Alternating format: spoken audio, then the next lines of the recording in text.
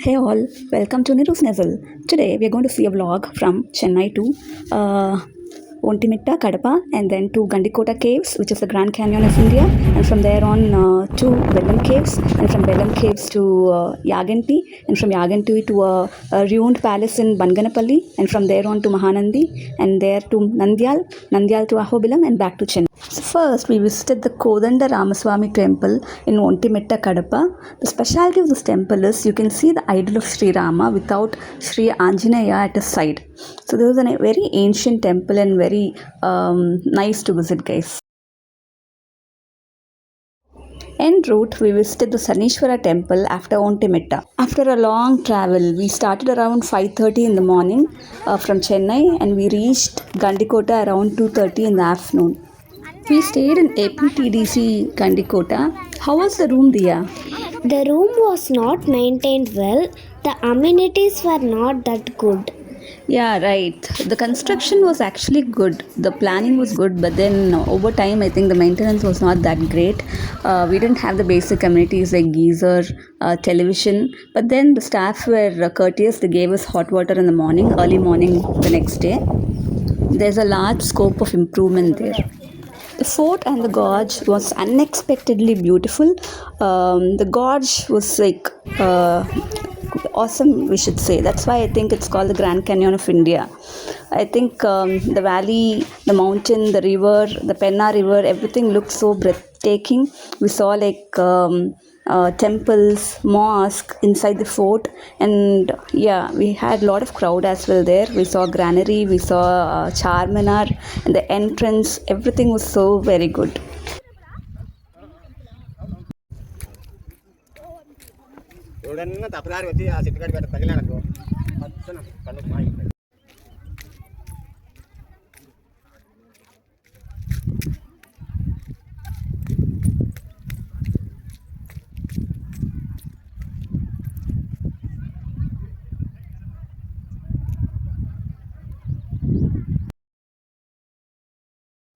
Gandikota isn't just a fort, guys. It's a confluence of history and nature. We can see the art and architecture of our country there.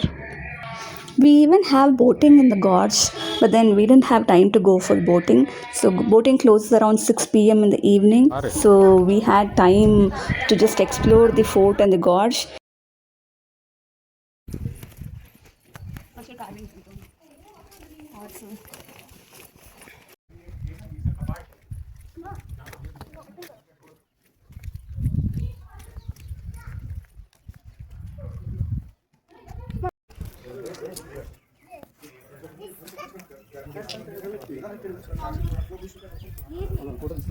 The background, visual, and lighting was so apt, so why miss a chance to record a bit of classical dance?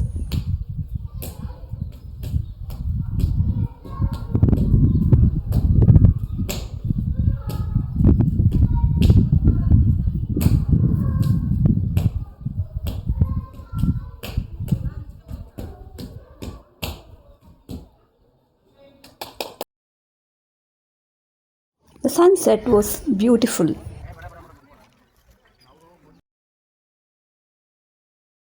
This is the camping site. You have enormous number of tents where you can stay. You can use this option if you're interested. That's a wrap in Gandikota, an amazing experience. We came back to the hotel and checked out the next morning. Had breakfast in APTDC and started around 8:30 and reached around 10 to Belumcaves. The experience in Belumcaves was interesting. This is said to be the India's second largest cave system, and it's a natural system, it seems. Looks like this was formed by water dissolving limestone, and the deepest point is Patal Ganga.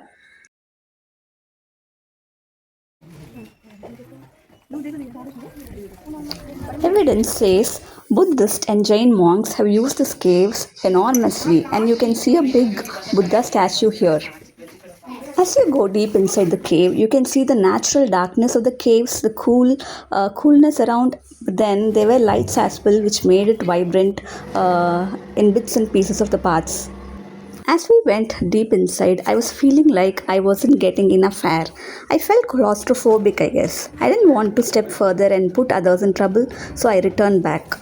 This is one of a kind of experience, guys. I think everybody should visit this Bellam Caves.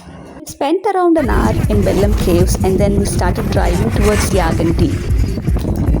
En route, you can see a lot of stones. I think these are the Kadapa stones.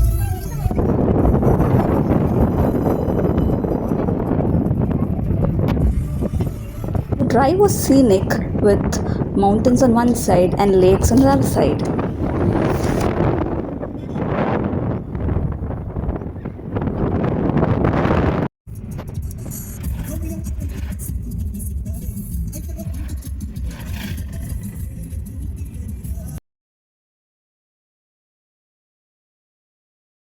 We saw this big Sai Baba statue on the way. We reached Yaganti around 12 noon. The initial observation of the temple was unbelievable because you see a gopuram amidst the hills. The view is scenic and divine. It's vast. There's a famous Umamaheshwara temple where you can see Ardhanarishwara idol, combined form of Lord Shiva and Parvati. And there's a Nandi statue as well, believed to be continuously growing. That's another specialty of this temple. Fortunately, we reached the Garbhagriha just before 1 p.m. We had a good darshan there and then we stepped out and there was a small mountain next to the Shiva temple where we climbed up and saw Vishnu idol. After the Yaganti temple, we went on to visit an old ruined palace in Banganapalli. The palace stands atop a small hill built by Nawabs. The palace is exquisite that it draws one's attention even from far, and that's how we happened to visit this palace. Looks like this palace was in use until 1947, India's independence. On the way, we happened to see this beautiful marigold flower farm. We stopped there and took few amazing pictures.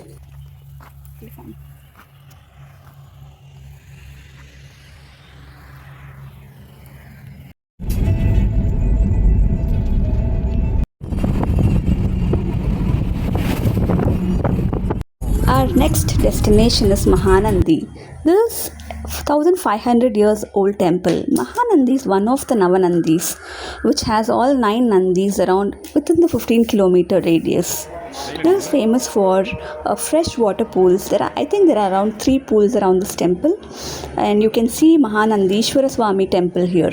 We spent around 1.5 hours here. Mobile phones are restricted inside the temple, so we couldn't take many pictures and videos here. After a long, tiring day, finally we reached Nandyal. We checked into Palace Pride. We had dinner there, had a good night's sleep, and then morning we had breakfast and checked out from Nandyal Palace Pride. Next morning, we started driving towards Ahobilam. Ahobilam is a famous pilgrimage site in Andhra Pradesh. It is home to 9 shrines of Lord Narasimha. We visited Narasimha Swami temple in Lower Ahobilam, which is in the village.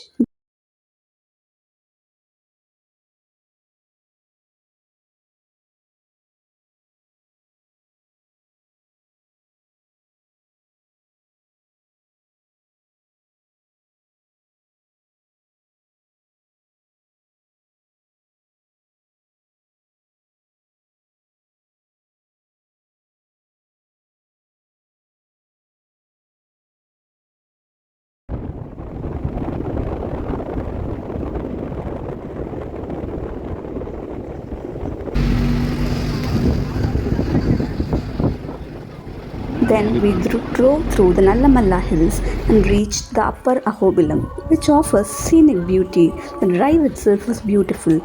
We visited the temple there. We parked our vehicle there and then took a free bus to reach little higher to explore few more temples there. We saw another form of Lord Narasimha Swami there.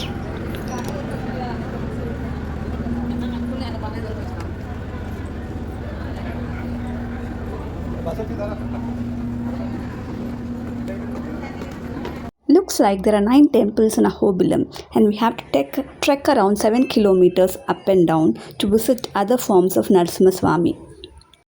We stopped our journey with Upper Ahobilam and then we did not explore the trek since kids were there and we wanted to reach Chennai by night. So we returned back. The hues, the lush green landscape, the vastness of Nallamala forest is must visit, guys.